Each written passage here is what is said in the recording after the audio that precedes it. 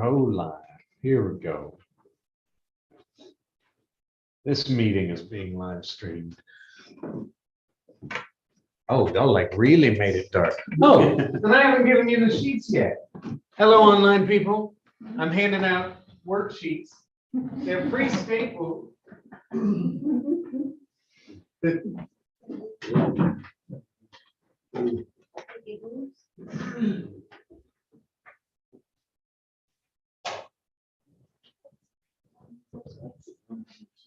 I was sitting here wondering why everything was going so smoothly, and the answer was because I hadn't done everything yet.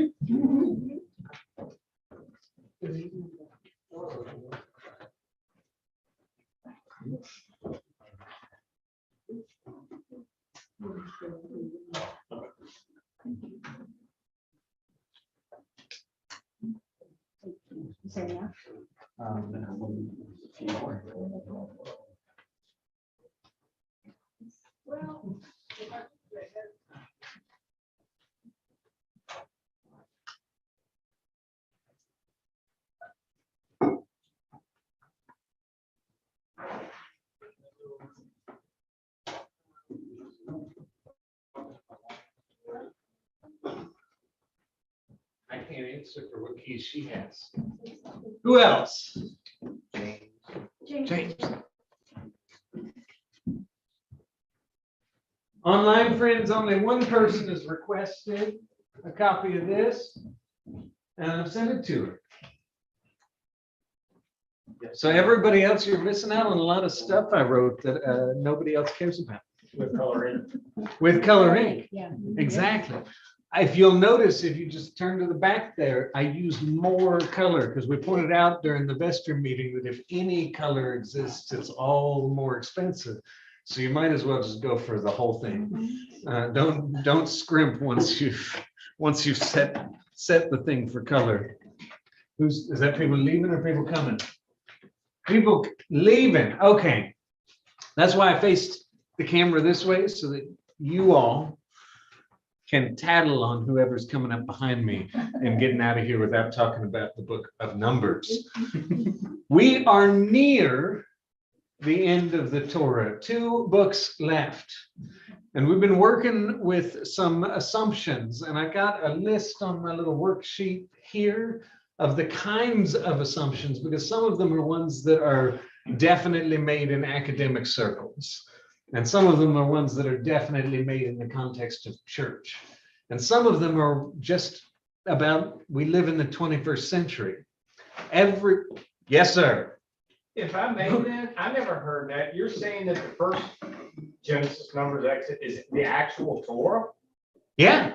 I didn't know that. Yeah, the Torah is those first 5 books. What we call the Old Testament is mostly the same as the Jewish Tanakh, which is the Torah and the writings, which have the prophets, and then Tanakh, Torah, Nevi'im, Ketuvim. Right? Okay. Torah, prophets, writings. I don't speak any. Oh, hey, I got stuff. It's Thomas. Thomas wants me to tell you all, you should like and subscribe to our YouTube. Oh, yeah. You said that weeks ago. Oh. That's why, that was the joke I was making. I remembered what you said from weeks ago. Yeah, so there is always some difference in translation. We can read a Jewish translation of our Old Testament. The primary difference between the Jewish Tanakh and our Old Testament is the order in which the books arrive. As I am like, broadly, a part of the thing that we're talking about here is like the Torah itself is structured very intentionally, and it's meant to knit back together. And these 5 books are put in this order to make reference to one another. And the first 11 chapters of Genesis were written to explain why all the rest of the things needed to be included. The Tanakh has the same kind of structure where people planned out like, okay, we're going to use all these pieces in this order, in this way. And the Tanakh ends with the book of Chronicles. And Chronicles literally uses sentences from, I mean, it's like really weird Hebrew because pieces of it were written hundreds and hundreds of years apart from each other. So it'd be like if you were reading Shakespeare and it was like, wherefore art thou? And then you like skipped to something from a country music video now.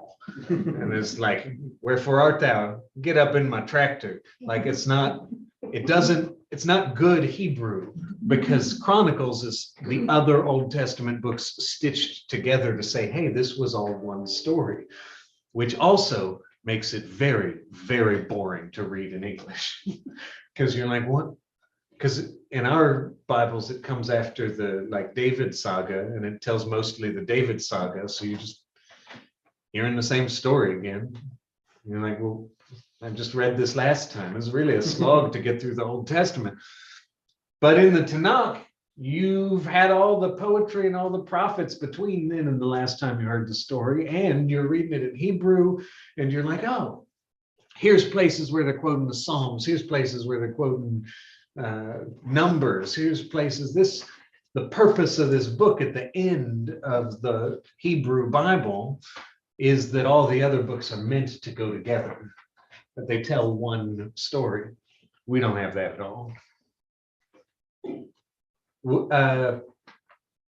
Rewinding, some of the things that we have to assume, maybe we don't have to assume, some of the things that I assume when I'm talking about the Bible, and I make the same assumptions when I'm standing in the pulpit, is just a factor of we live in the 21st century and we have access to technology and translation tools that no one else has ever had before. Everyone I learned from at seminary, when they were being taught, if you wanted to compare two translations, you had to go find them and open them to the page that they were on. They made little, like the seminary still had wheels where you could like crank open your books and set them all and put the little thing down so that the page would stay open, and you could crank the wheel and rotate through. Some of them go up to like 9 different translations, and you could sit there and read side by side. My phone does that.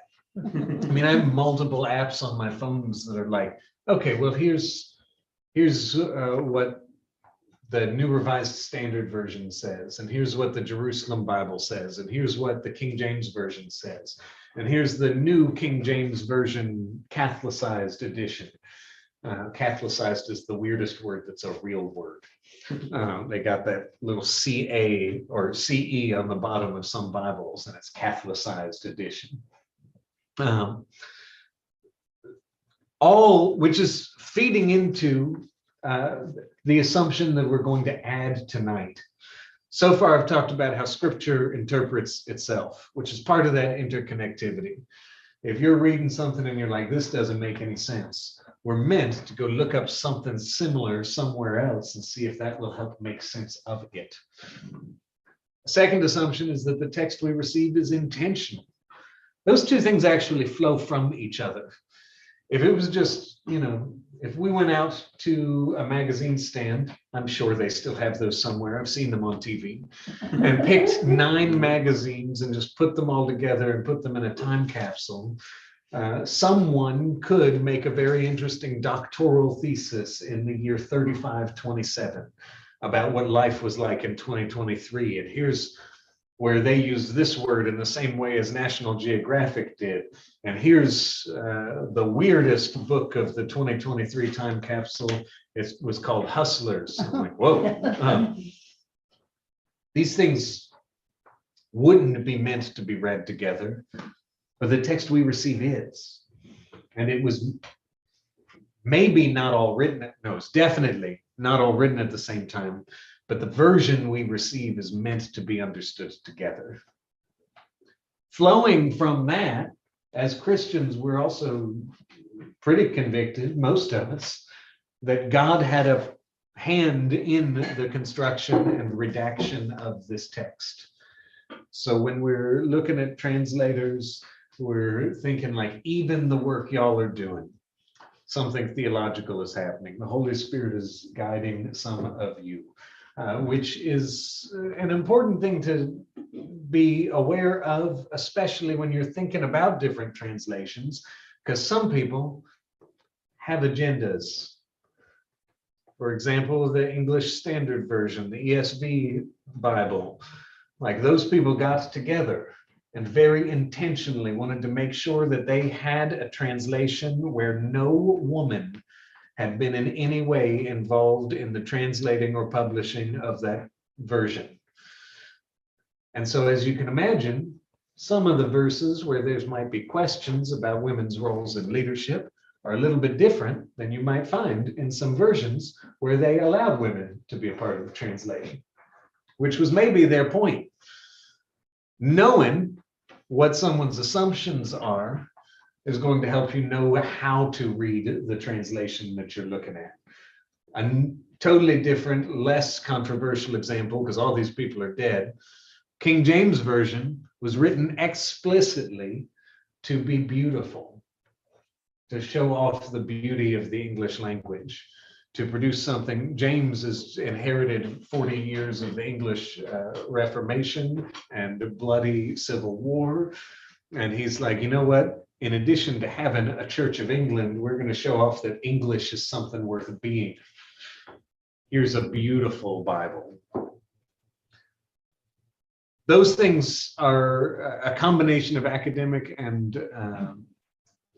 and religious. I've also been making the point, that was a terrible sentence, that the Old Testament does not require the New Testament to understand. As we're looking at the Old Testament, as we're hearing things on Sunday morning, reading through for ourselves, if there's something that doesn't make sense to us, there is probably an answer that has to do with the New Testament in the context of Christian history. But there are people who still use this book as their scripture without the New Testament. And Jewish people don't get together on the Sabbath and read the Bible and throw up their hands and go like, well, we don't know what this means, but maybe we'll find out someday. Like, they have a perspective. They have answers to all of our questions about what things mean. And while we don't always agree with all of their answers, we should honor that the text made sense itself without the additions of Christianity. Because, and this was the fifth thing that we've talked about, people have a context. Everybody who wrote every one of these things that we're reading, including in the New Testament, except for Revelation, was Jewish, had been Jewish, became Christian, or just was Jewish, existed before Christ.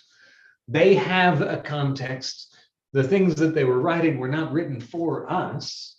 They were written for their communities, their cousins, their neighbors, their politics of the day.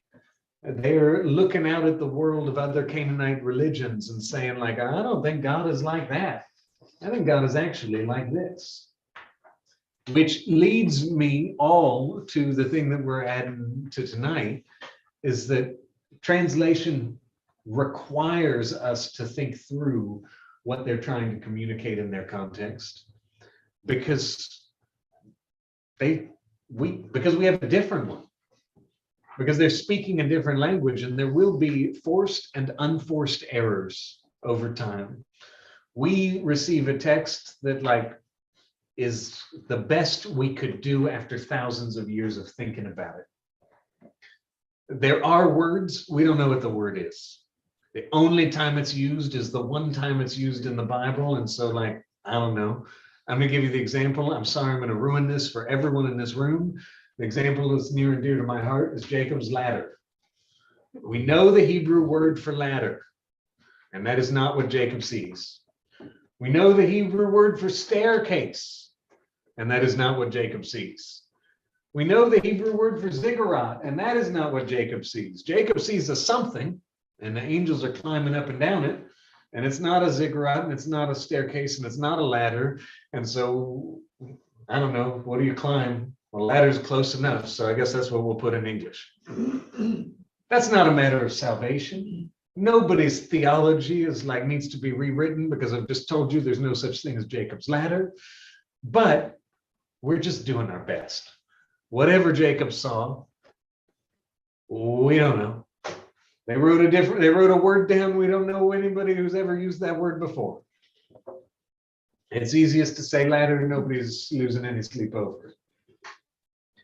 Translation creates errors because there is no way to make Hebrew or Aramaic or Greek into English. We have to literally choose, are we going to go word for word and make something that's a wooden, direct one-for-one translation that will not make any sense? Or will we guess and kind of sense for sense, like, I think this is saying something like this, and like, maybe you're right, and maybe you're not. And you bring your own assumptions and context to the text. If I tell you I'm as hungry as a horse, all of y'all know I'm not looking for a barrel or stack of hay. But if you were to translate word for word, somebody who doesn't speak English would go like, does this guy eat straw? Like, is that what is he that hungry? He's going to go eat straw? Like, metaphor doesn't make sense. Poetry doesn't make sense if you translate word for word. So it's not a problem. It's not like the Bible's broken because we're reading it in English. Although there is, we live in a world with 1 billion Muslims who recognize this problem and are like, well, you can't translate the Quran. You learn Arabic. That's the Quran. You can translate it into English, but that's just a translation. The Quran is in Arabic. If we'd have had the same idea, that might have solved us some headaches. We didn't. We've got translations that we consider to be the Bible. Jewish people have translations they consider to be the Tanakh, the Torah. We just live with knowing that we're doing the best we can. It doesn't mean I don't believe the Bible's authoritative. It doesn't mean I believe that it's not divinely inspired or perfect. But studying it and figuring out what the context is, what the language barriers are. When I speak the world's premier trade language that was invented by mariners off a tiny little nowhere island way up north, and nobody had ever been before, and the Romans didn't even finish building roads. And like, the Hebrew people are on the other side of the planet in the desert, mostly shepherds. They got a lot of time on their hands because there's not a lot to do in the desert. The languages have different purposes. I think the example that I give toward the end, I'm just skipping around, is about time. English has tenses. I can't tell you, Bruce, you did something without implying it was either in the past or you're doing it right now or you will do it in the future. English just doesn't give me I have to make that choice. Hebrew doesn't have tenses. So they have the ability to, and they exclusively, for things that have to do with God, don't give a time signature or any indication in what order things happen. Because if God smites someone, well, God's perspective is that they've been smote. So it doesn't matter if it hadn't happened yet. From God's timelessness, it has happened, it will happen, it is happening right now. Their language is designed to do that, ours isn't. And that's a huge headache for somebody trying to learn Hebrew so that he can become a preacher.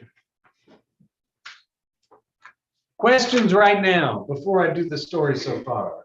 I just created 400 problems for everybody in the room. Yes, sir. So why did we translate the Bible into English in these different languages? Because I know at one time, like during the most of the medieval era, the Bibles would be in Latin or Greek. Mm-hmm. So why did they translate them after that? Question is, why did we move away from having just Bibles in Latin or Greek? Part of the answer is that very few people speak Latin and Greek. Part of the answer is that people had like the Vulgate was written in part because the Greek versions of it's called the Septuagint, the like oldest Greek Bible that we have access to. And Augustine literally wrote like, this is a garbage book. This is a very poorly written, poorly translated version of this book. So like people, he was not the only one who thought that. He's just the only person whose name I can remember who thought that. They're like, oh, we got to retranslate this. We got to write it better because this is just terrible. And some of the reason for that is that it's already a translation, which is part of the, I mean, this is also part of the answer to your question. Jesus spoke Aramaic. It's possible he also spoke Greek, but the things that he was saying to people were in Aramaic. And so other than like one or two moments in all of scripture where Jesus is on the cross and he, lema, lema sabachthani, that's a quote. Jesus said that in Aramaic, but all the rest of the Greek New Testament is already translated, which is also a difference between the way in which the Quran and the Bible were formed. The Quran can be in the language it was written in because they have it. The Bible can't be in the language that it was spoken in because the first people who wrote it down in a different language than they spoke. So they just started off on different footings. Incidentally, you are possibly all familiar with red letter Bibles. You can get translations of the Bible where Jesus's words are in red and the rest of the text is in black. And the reason you will never see a New Revised Standard Version, which is the translation we read on Sunday mornings, that is a red letter Bible, is that translation question. If we were to make red all the things Jesus said, it would be that one line because everything else is translated. So even when Jesus is talking, we're like, I don't know, this is what Matthew said, Jesus said, but Jesus said it in Aramaic. We can't make it red text. Yeah. There's a lot of weird, this is my favorite kind of Bible knowledge, is when stuff is weird because people are sincere. They're like, I don't know, man, we can't make a red letter version because Jesus didn't say that. He said that in Aramaic. And like, that's cool. That's a bizarre, fastidious, kind of neurotic reason to not make a red letter Bible. And I appreciate that people are like, I don't know, this is the Bible. We gotta take it seriously. We started with the other page. We started in Eden. God makes this mountain space where humans are meant to rule with God over creation. And immediately things go wrong because people are creating good and evil for themselves. This is like Michelangelo in the Sistine Chapel, where the creation of Adam sitting there languidly and naked, because he didn't need any clothes, and he like looks like he's half asleep, like maybe he's had a couple of Bud Light Limes, and the reason is that he doesn't have whatever makes him a person yet. And you've got God with this weird cape behind in exactly the shape of a human brain. One of the things that Michelangelo is saying is like, one of the things that makes us human, that puts us both in the position of being able to follow God and in the position of being able to turn away from God, is we have these incredibly complex brains.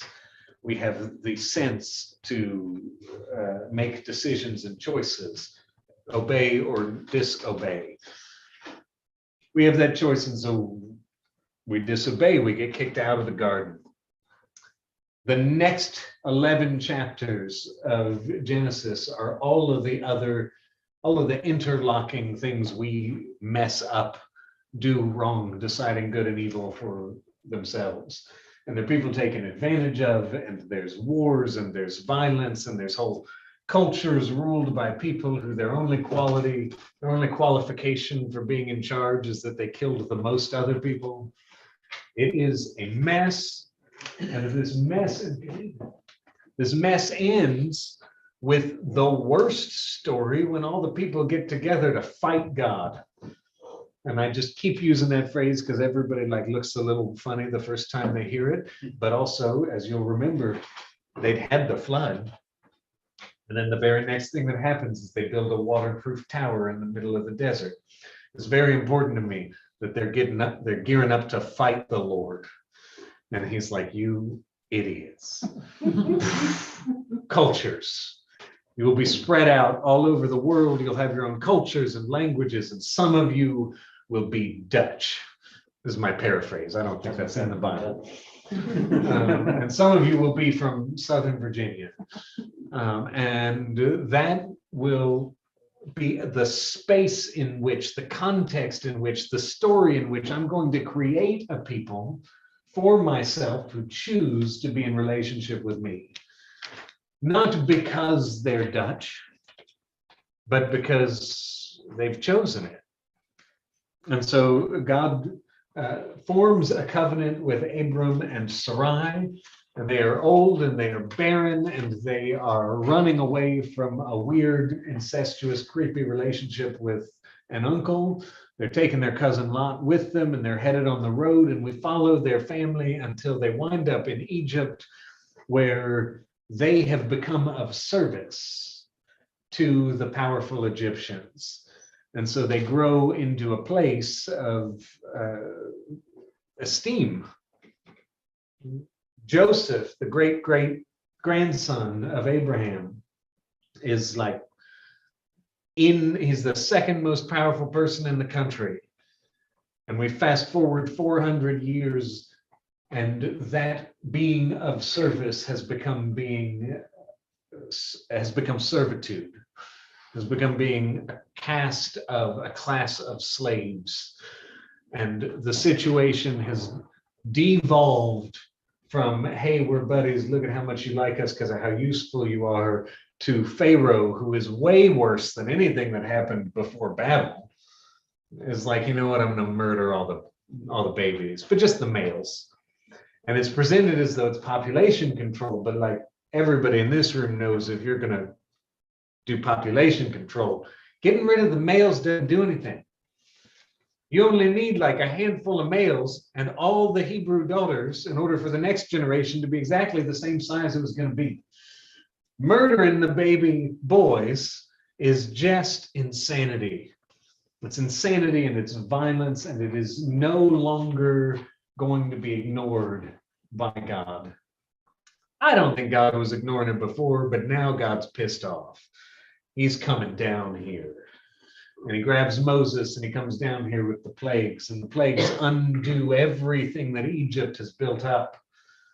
And they go out of the Red Sea and into the wilderness. There's this whole piece that we did last week in Leviticus with the tabernacle and God's presence, and the people again choosing not to be in that mountain Eden perfect relationship with God's space. It's the same choice that Adam and Eve made with the serpent way back at the beginning of the story. And so God's like, okay, I'm going to respect your choices, but I've still got to be faithful and consistent. I'm going to provide for you a way that my presence can be among you, even though y'all aren't coming up to my mountain. And we have this whole tabernacle system. The tabernacle system ends with numbers, which is why I rewinding. They go through the Red Sea and they enter into the wilderness. And into the wilderness is the Hebrew name of this book. Why in the church's wisdom we decided to start calling the book with the coolest title in all of the Bible the most boring word in all of English, I can't tell you. I'm sure that sometimes people how many of y'all in this room have tried to read the Bible from cover to cover at least once in your life? I mean, you gave up well before Numbers. But if you hadn't, Numbers might put you over the edge. Because you get there, it's called Numbers, and then they're describing to you the census. And the census is like, how many people are there? And they're counting up all the people. And it's a slog. But like Leviticus, this book also has a purpose.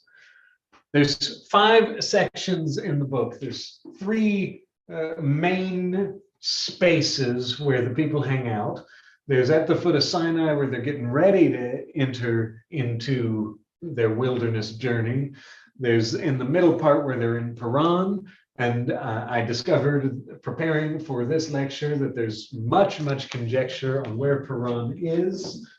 And this map says it's right here. And like, good enough. I don't know, sure, right here. And then there's when they're in the Moab wilderness and they're like near. And they get to near very early on chronologically, but very late in the book. So they're like near the promised land, and things go, it takes them another 40 years to like get there. I think that's true. Where do they turn? Doesn't matter. These are connected by stories of travel. That is also possibly very boring, because sometimes the purpose of reading a section of the Bible is like, well, the Israelites have to get from, I mean, they're not Israelites yet. They're not in Israel, but they're Israelites because they're descended from Israel. But they got to get from one place to another. So you got to read like half a chapter, like they're walking through the wilderness. It's not the most riveting stuff, but it serves a purpose. And it's filled with some of the weirder things that we could talk about. How am I doing on time? Oh, I'm so much time. It's filled with some of the weirder things that we could talk about. There's a guy, it's the Sabbath, he's picking up sticks. He gets stoned to death because God's like, how could you be picking up sticks on the Sabbath? That's an uncomfortable story. I don't have a like really good explanation of why we should think it's anything other than uncomfortable. I do understand sort of theologically, they're hanging out with God. And if God tells you to do something, you should do it. And if God doesn't, if you just think something might be a good idea, like maybe those things are up for debate. God said, I spent some time with the Bishop of Liverpool, former bishop now, he retired 6-7 months ago. And he described it to a friend of mine as like, yeah, you do your best until you get, you know, the ring up. And once you pick up the red phone and you have your instructions from God, you can't not do them. And that's really uncomfortable for a lot of people. And they end up like giving up on church. Like, yeah, that's fair. Picking up sticks on the Sabbath is probably different if you can still see the pillar of cloud and fire. God said not to. There's real weird stuff, as though that's not, like this guy Balaam and his donkey. There's a sorcerer. I don't know. There's a Canaanite sorcerer named Balaam, and he gets summoned by a king named Balak to come and curse these wandering tribes of Hebrew people who are coming into his land in Moab. And he's like, no, I can't do that. God told me not to, which is like, that could be a whole 4-hour by itself, is that this evil sorcerer out in the wilderness knows about God. And the Hebrew people hadn't even told him. And he's like, I can't go against God. And Balak's insistent and sends another better delegation. And God tells him like, okay, well, you can go, but I'm going to give you very specific things you're allowed to say and do. And Balaam's like, okay, if God says I can go, then I guess I can go. So he gets on a donkey and he starts going to wherever he's supposed to be going. And the donkey starts seeing an angel with his sword drawn who's going to kill him if he keeps going forward. And the donkey's like, okay, well, I got to go a different direction. And Balaam's like, why is my donkey misbehaving? And he starts beating the donkey. And finally, the donkey just asks him, why are you beating the crap out of me? I've been a good donkey my whole life. If I'm not going somewhere, I must know something you don't know. And Balaam's like, why is there a talking donkey? And then he sees the angel. And I'll tell you, I could be preaching every week for 1,000 years. I'm never going to get to preaching a sermon about Balaam's donkey. Sometimes you'll see the story presented in older versions of English as just Balaam and his ass. I don't know. I mean, like, I know some things about the book of Numbers. I got up this evening to tell you about them. I don't know about the talking donkey, other than like the Lord works in mysterious ways. It's filled with weird stuff. This is not quite, but maybe a little bit like National Lampoon's Israelite wilderness camping trip. And I gotta, where is Paran? Okay. The thing that I need to say, and I'm still trying to be in this 45-minute window, I promised from last week, is that whatever happens in the course of this wilderness trip, Moses ends up not even able to enter the promised land. And the scene where Moses doesn't enter the promised land is in Numbers 20. And it might even be worth, is this a Bible? It might even be worth reading, because a huge reason to talk about the Torah is because your senior warden said during my interview for this job that he'd be really interested in like how to read the Bible. And this is one of the most important pieces that I know to teach anybody about how to read the Bible, and why I keep banging on about the assumptions we all make. So Numbers 20, and I'll stop reading when God gets angry. The Israelites, the whole congregation, came into the wilderness of Zin in the first month, and the people stayed in Kadesh. Miriam died and was buried there. Now there was no water for the congregation, so they gathered together against Moses and against Aaron. The people quarreled with Moses and said, "Would that we had died when our kindred died before the Lord. Why have you brought the assembly of the Lord into this wilderness for us and our livestock to die here? Why have you brought us up out of Egypt to bring us to this wretched place? It is no place for grain or figs or vines or pomegranates, and there is no water to drink." Then Moses and Aaron went away from the assembly to the entrance of the tent of meeting. They fell on their faces, and the glory of the Lord appeared to them. The Lord spoke to Moses and said, "Take the staff and assemble the congregation, you and your brother Aaron. Command the rock before their eyes to yield its water. Thus you shall bring water out of the rock for them. Thus you shall provide drink for the congregation and their livestock." So Moses took the staff from before the Lord as he commanded him. Moses and Aaron gathered the assembly together before the rock, and he said to them, "Listen, you rebels, shall we bring water for you out of this rock?" Then Moses lifted his hand and struck the rock twice with his staff. Water came out abundantly, and the congregation and their livestock drank.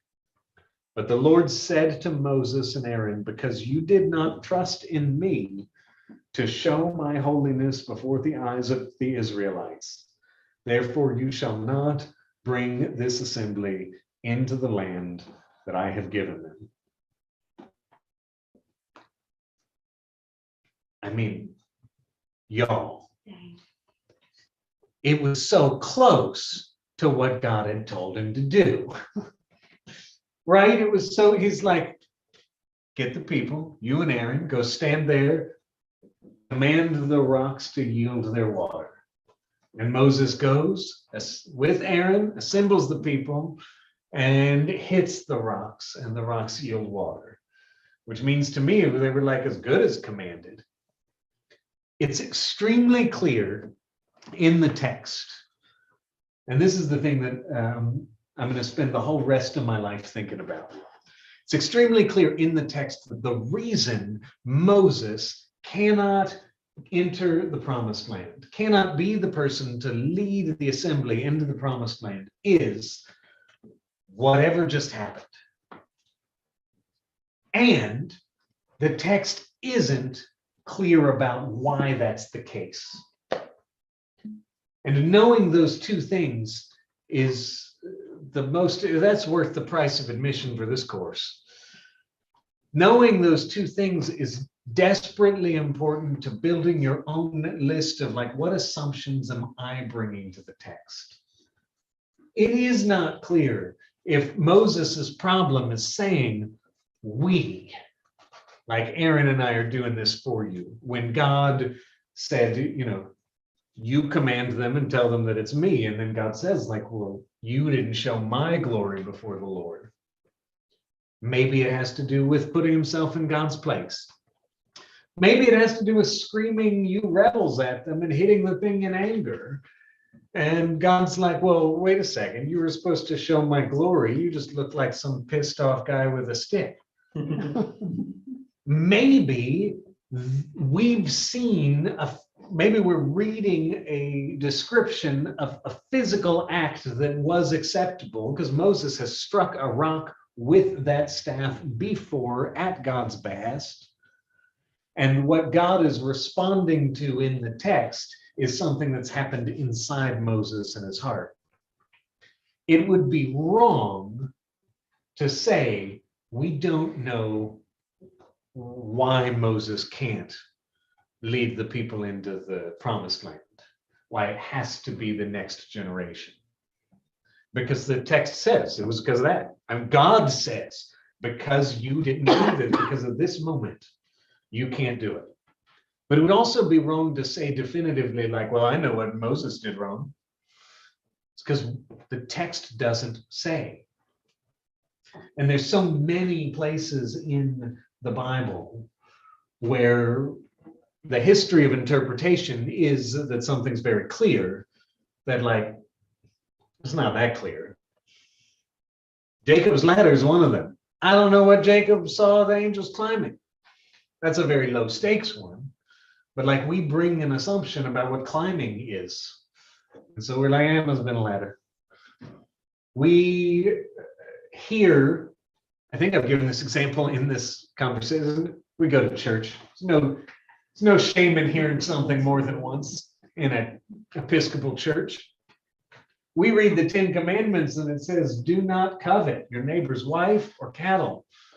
And we hear Jesus later in the gospel saying, if you even look at a woman with lust in your heart, you've already committed adultery.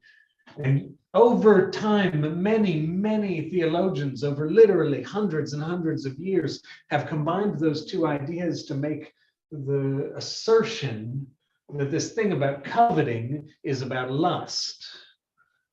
And that's not true. The two ideas are unrelated. To covet is to manipulate a situation. It's a very specific word. If David has a head of cattle and I covet his cattle, I'm only being nice to David in case one, he might give me some cattle, or two, maybe he dies. And I tell everybody what good friends I was with David and how I deserve some of his cattle. That's to covet. Manipulation and treating other people like they're chess pieces to be like worked along a board so that I can get what's best for me and mine is what the 10 Commandments are about. Jesus says a separate, also serious moral thing about lust. But the two ideas are unrelated. We bring the assumption to the text and go like, oh, coveting must be about like, if I'm watching a movie and I think how very physically attractive Brad Pitt is, or Selena Gomez. And then like, I don't know, they might have spouses. I'm not very good with famous people. I'm so sorry, internet. Y'all know whether or not Brad Pitt and Selena Gomez have spouses. I haven't coveted. I might have lusted. I haven't coveted because I don't have a social relationship with Brad Pitt, much to my chagrin. Questions now before we get to rebellion and faithlessness or faithfulness. I can't read because it's light green. I printed in color, so it's hard to see from here. Have I said anything that y'all are like, I'm not sure if I believe that. I got to think about it. Have I said anything that put anybody to sleep? What's y'all's favorite color? Green. Okay. You may have noticed that although there is a section here about the actual sort of literary shape of numbers, it's not as interesting as Leviticus. It's just not. The literary shape of Leviticus serves a purpose to put the Day of Atonement in the center. The literary shape of Exodus creates a tabernacle for us to walk through. The literary shape of Genesis helps us to see where there's a story of God and in the world, and a smaller story about what all the things that are going wrong with this world that God's got to like step in the first place.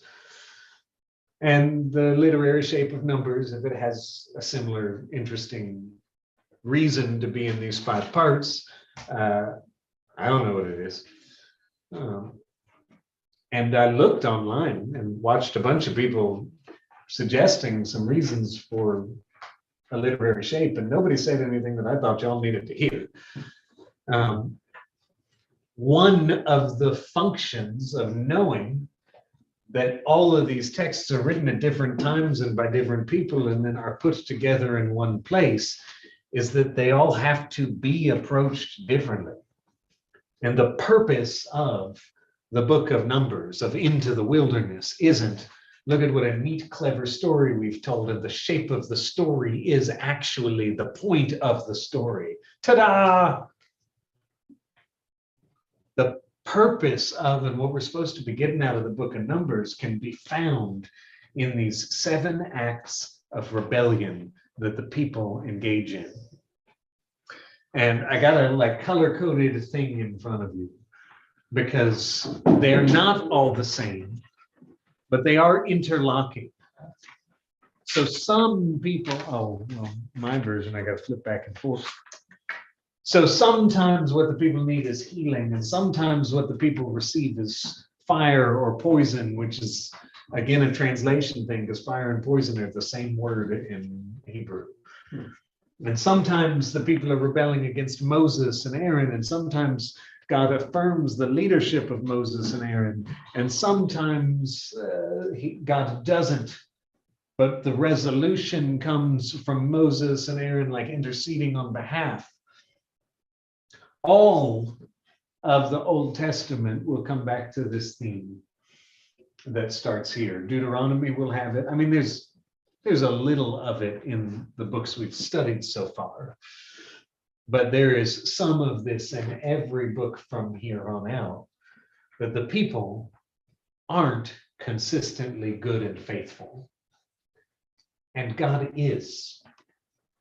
So God is having to operate and adjust in such a way that God can fulfill the covenant, can fulfill the promises, can be in the presence of the people, can be working towards blessing all of the people the way that he promised Abraham and Isaac and Joseph.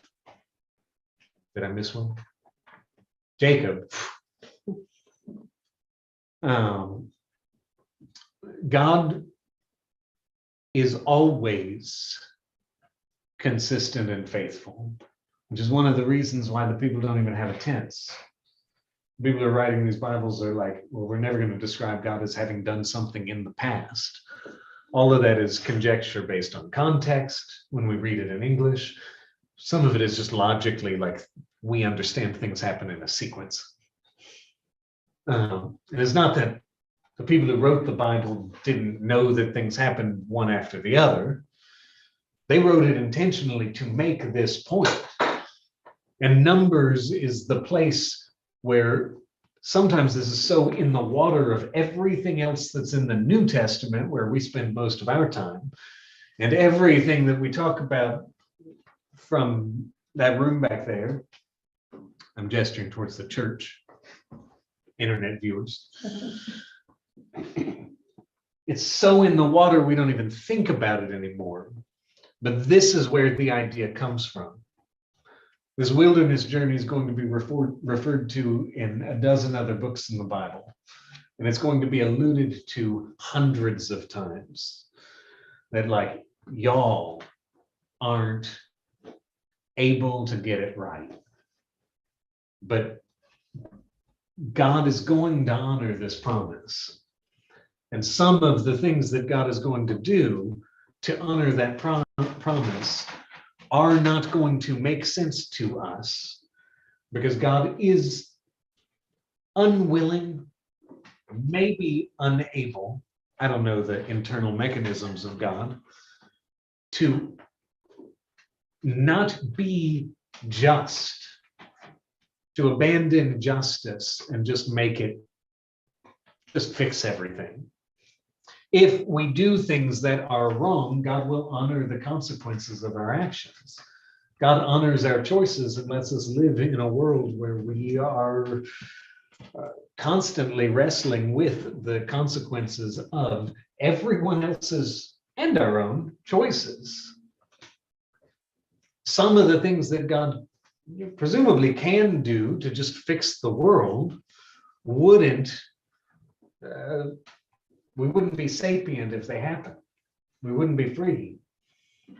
God's desire, as scripture tells the story, I mean, I also believe this, and if I didn't believe this, I'd be preaching something else most weeks. God's desire is for us to choose relationship with God. And there are people in every story in the Bible from here on out who do. Some of the prophets will refer to it as a faithful remnant when the nation's gone real bad. Sometimes it's in a family and it's just one person who's like, no, I'm going to honor, I'm going to be faithful while you guys aren't. Sometimes it's the entire community being faithful in a world that has invited otherwise. And sometimes it's the only people who are screwing up are the people in power. There's an awful lot of scripture where the only problem people seem to be the kings and the priests. Hyper aware of this as a priest.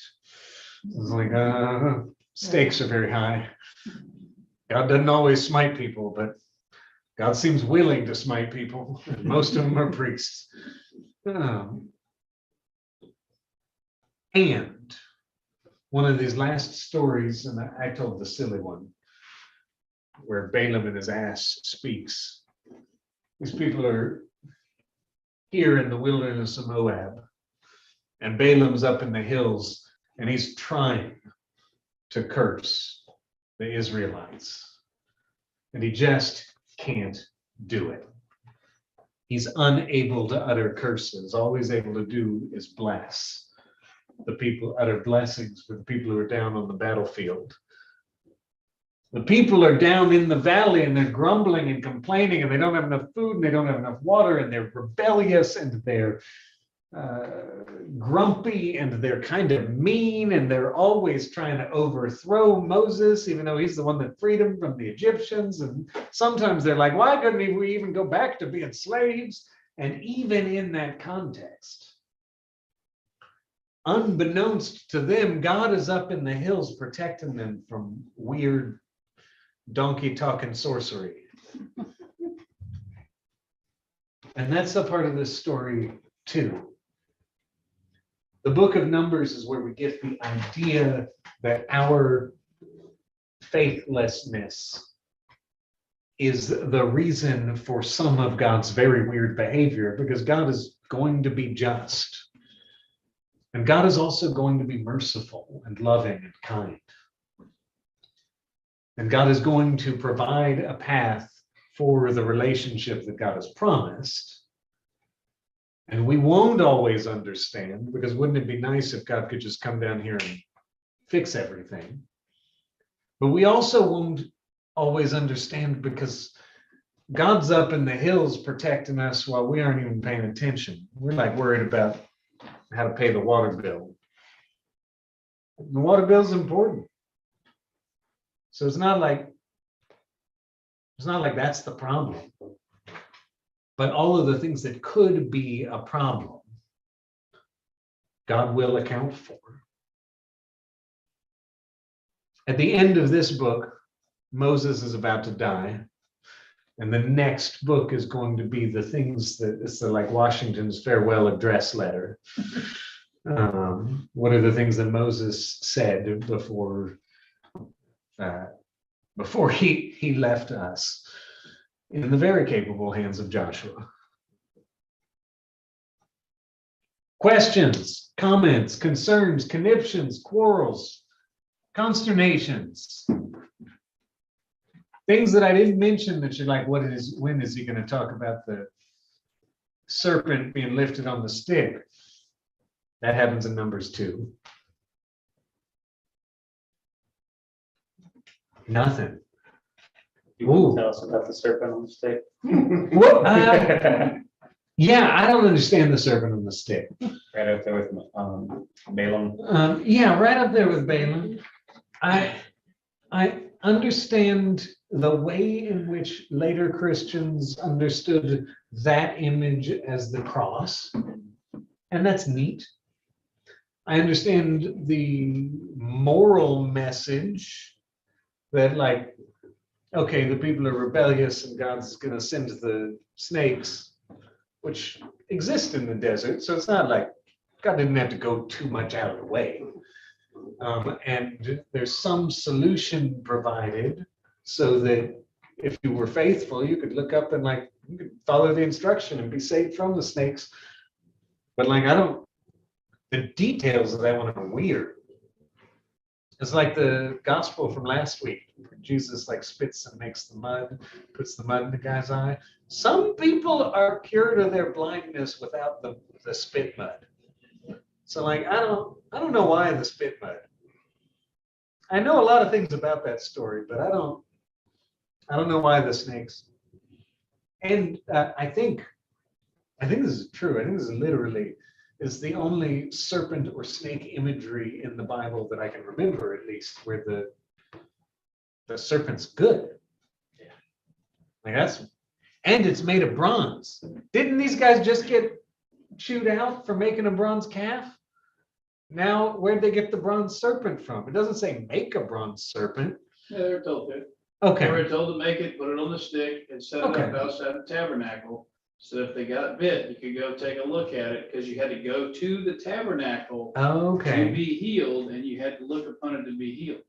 But then later on, in the time of King Hezekiah, he had it broken up because the people were looking on it as a pagan image, and he had it broken up and taken down to the temple and burned and destroyed, which is Okay. why it didn't exist after that. Oh, and Hezekiah is there's a way to tell the story of most of the Old Testament is like starting with Cain and Abel, like who's going to lead us in such a way that we can be back in relationship with God. And you like follow all these guys, and sometimes you're like, oh yeah, it must be Noah.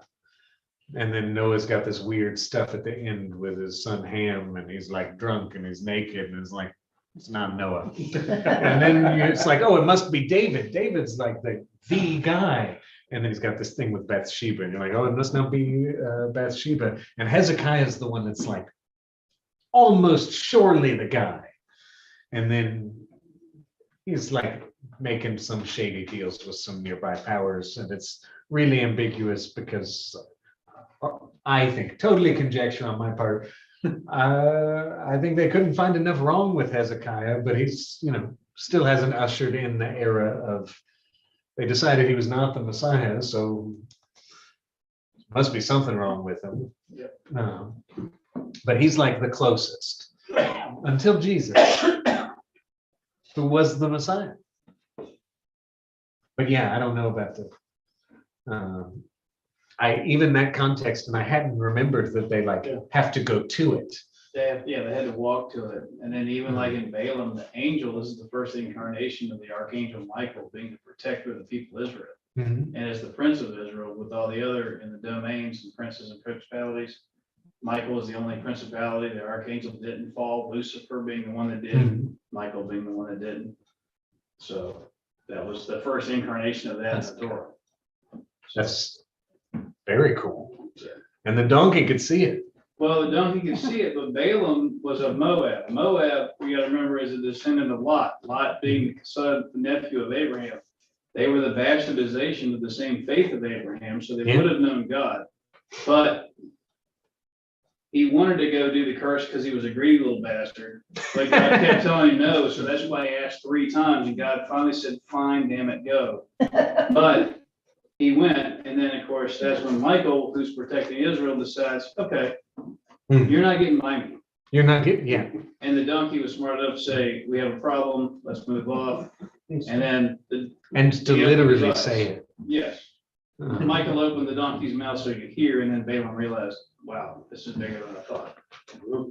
I mean, the observation about Moab is a very important, like, reason that I find it interesting to study the Old Testament is that sometimes the names of these people, I mean, it's like reading the Song of Ice and Fire, the Game of Thrones books, where you're like, on the 4th reread, you realize, oh, we've actually seen this character's name before. Their uncle was in the battle of such and such 500 pages ago.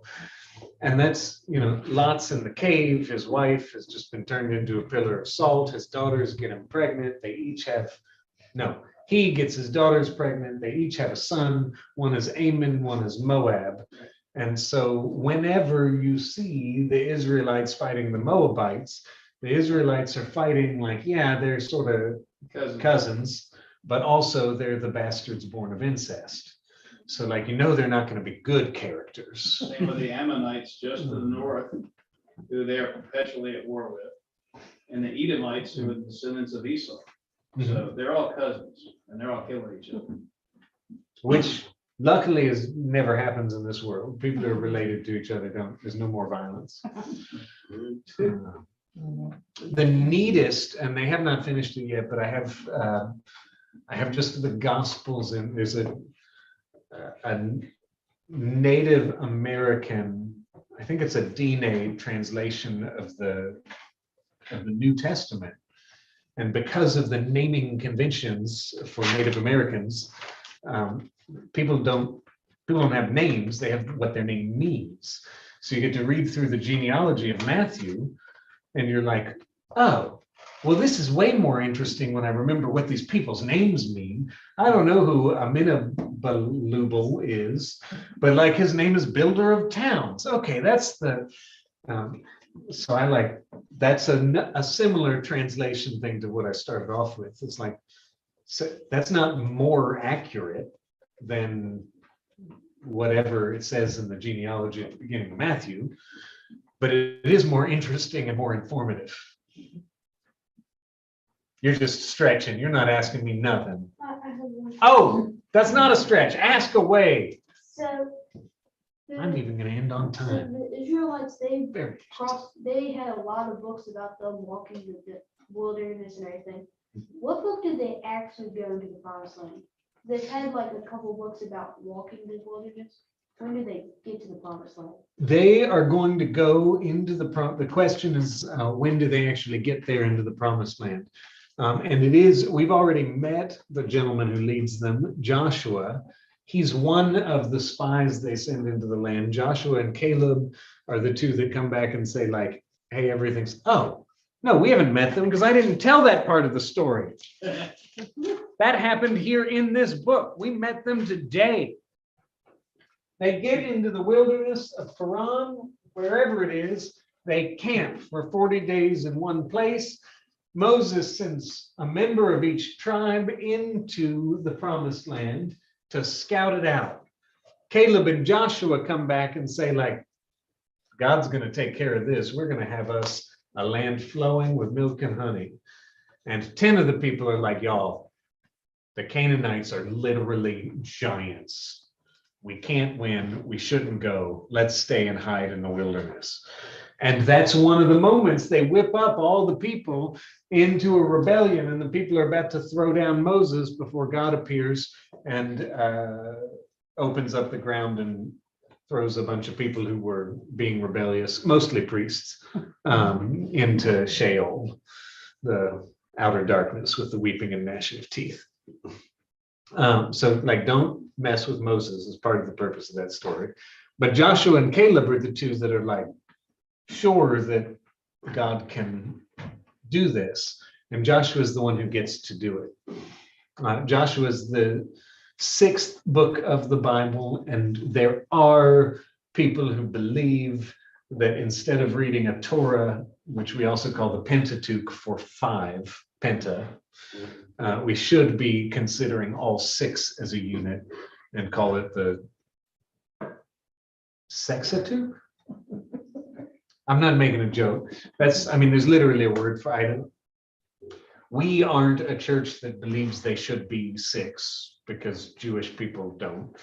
And where we can, we try to choose the things that the Jewish people believe about their own scripture.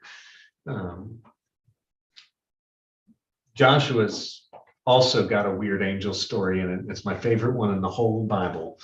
This will be the last thing that I say if nobody has any other, because this is like one of the things that we would have talked about if I were the kind of guy who was very interested in the battles that are described in Numbers. I might have said a very different series of stuff tonight. Joshua, on the eve of the siege of Jericho, wanders out into the desert to be by himself. He encounters the commander of the armies of the Lord, an angel with his sword drawn. John Calvin is going to write that this must be Jesus, because who else could command the armies of the Lord? It's just one of about 500 things I think John Calvin is wrong about, but besides the point. Joshua encounters the angel. The sword is drawn. The angel is ready for battle. And Joshua asks, are you here for us or for our enemies? And the grammar is totally ambiguous. Does Joshua mean, are you here on our side, or does he mean, are you against us or our enemies? And that ambiguous grammar doesn't matter, because the angel's answer is no. And that's like 70% of the book of Joshua's purpose right there, is like, you know what? There are battles that humans fight that God does care about. And also the battles that God is fighting are a bigger deal than what Sam is worried about today, or what Joshua is worried about that day. Are you here for us or for our enemies? No. Take off your shoes. The place on which you stand is holy ground. We're getting to there. That will be chronologically almost one of the next things that happens. First, Moses has got to give his George Washington's farewell address. I know Washington's 3,000 years later, but since American history is like more connected to me than Deuteronomy, I think of it as Washington's farewell address. That's what I got. Thank you all for sticking with me through Numbers. Next week, Deuteronomy. Deuteronomy written about the same time as the first 11 chapters of Genesis. So these things are like a pair. But I'm not going to give it away, because then y'all won't come next week. Goodbye, Internet people.